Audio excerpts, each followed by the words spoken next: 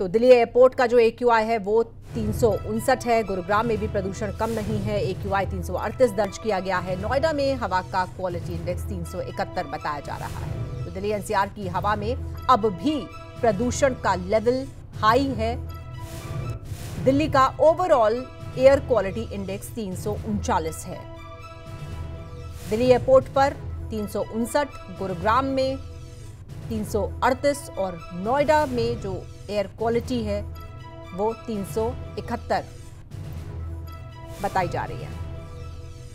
तो प्रदूषण का स्तर अभी भी कम नहीं हुआ है। दिल्ली और NCR में प्रदूषण अभी बरकरार है और जो तय मानक हैं उससे कहीं ज्यादा प्रदूषण का लेवल है। तो दिल्ली NCR के लोग अभी भी प्रदूषित हवा में ही सांस ले रहे हैं।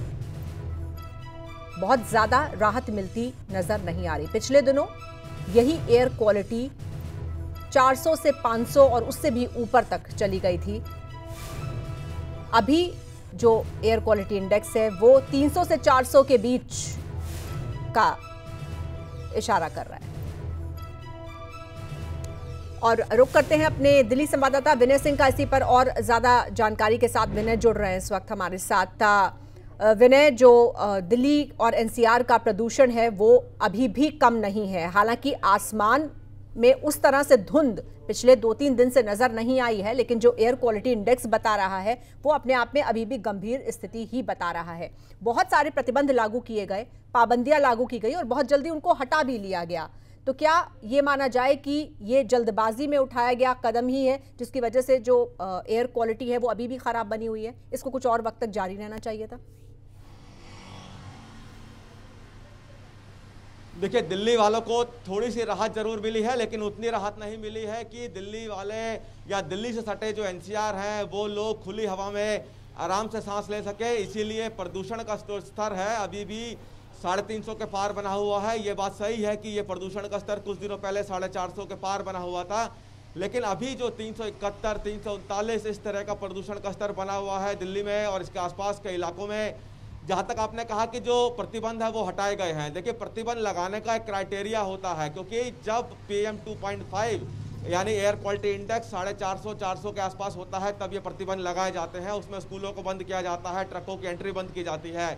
लेकिन जब ये देखा गया कि 400 से नीचे PM 2.5 आ गया है तब ये प्रतिबंध हटाए गए हैं। स्कूल दिल्ली में खुले हैं, आउटडोर एक्टिविटी के लिए कह दिया गया है, ट्रकों की एंट्री कर दी गई है। लेकिन अगर हम माने कि अगर थोड़ी सी भी हवा सुधरी है तो उसमें सबसे बड़ा योगदान प्रकृति का है, क्योंकि धूप निकल रही है, हल्की हवा चल रही है और ये माना जाता है कि जब धूप निकलती है और हवा चलती है तो प्रदूषण तितर बितर हो जाता है और वो जमीन पर नहीं रहता है। मैं आपको अपने पीछे का नज़ारा भी दिखाना चाहूँगा कि यहाँ पर बशर्ते आपको अभी प्रदूषण की वो चादर नहीं दिखाई दे रही होगी क्योंकि धूप निकली है, हवा चल रही है, लेकिन अभी भी लोगों को सांस लेने में दिक्कत होगी, आंखों में जलन की समस्या होगी। कई लोग आपको मास्क पहनते हुए दिल्ली में दिखेंगे और एहतियातन के तौर पे ये सब जरूरी भी है, ये कदम उठाने जरूरी भी हैं, क्योंकि अभी भी दिल्ली की हवा उतनी साफ नहीं है।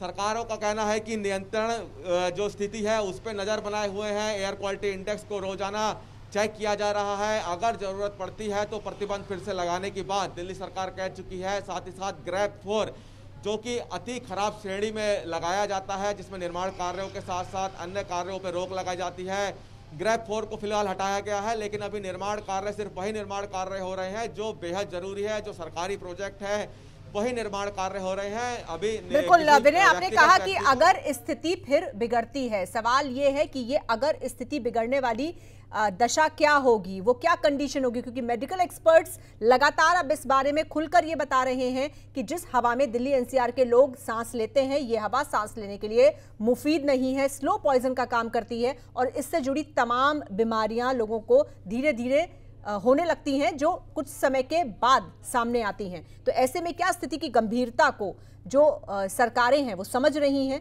और इसको देखते हुए फौरी तौर पर कोई कदम उठाए जाएंगे? देखिए, जो स्थिति सरकार नज़र बनाए हुए है, सरकार का कहना है कि वो जो डेली का यानी कि जो हर रोज का AQI यानी कि एयर क्वालिटी इंडेक्स है उस पर नज़र बनाए हुए हैं कि क्या ये 450 के पार फिर से जाता है जैसा कुछ दिनों पहले गया था। साथ ही साथ जो प्रतिबंध है, चाहे पराली जलाना हो या निर्माण कार्य, जो व्यक्तिगत निर्माण कार्य हो रहे हैं उन पर रोक लगाना हो या फिर अन्य उपाय, वो तमाम तरह के प्रतिबंध सरकार की तरफ से फिलहाल लगे हुए हैं। सरकार कह रही है कि अगर एयर क्वालिटी इंडेक्स फिर से 450 के पार जाता है तो फिर स्थिति फिर से खतरनाक होगी, लेकिन इस एयर क्वालिटी इंडेक्स को 400 के नीचे मेंटेन रखना सरकार फिलहाल ये प्राथमिकता दे रही है। लेकिन इसमें जैसा कि अभी हमने आपको बताया कि जो हवा चल रही है हल्की और साथ ही साथ जो धूप निकल रही है, इन दोनों का भी इस प्रदूषण लेवल को कम करने में काफ़ी योगदान है। अब इसमें सरकार कितना और ज़्यादा योगदान दे सकती है वो देखना होगा, क्योंकि एयर क्वालिटी इंडेक्स अभी 350, 350 अलग अलग जगहों में बना हुआ है। ये भी बड़ा खतरनाक है। बिल्कुल विनय, ज्यादा गंभीरता से सरकारों को इस पर विचार करना होगा और सिर्फ आंकड़ों पर नजर डालने से कुछ नहीं होने वाला, क्योंकि ये समस्या सिर्फ आंकड़ों भर तक सीमित नहीं है। चलेंगे नीरज अंबावता के पास, गुरुग्राम से हमारे संवाददाता जुड़ चुके हैं इस वक्त हमारे साथ।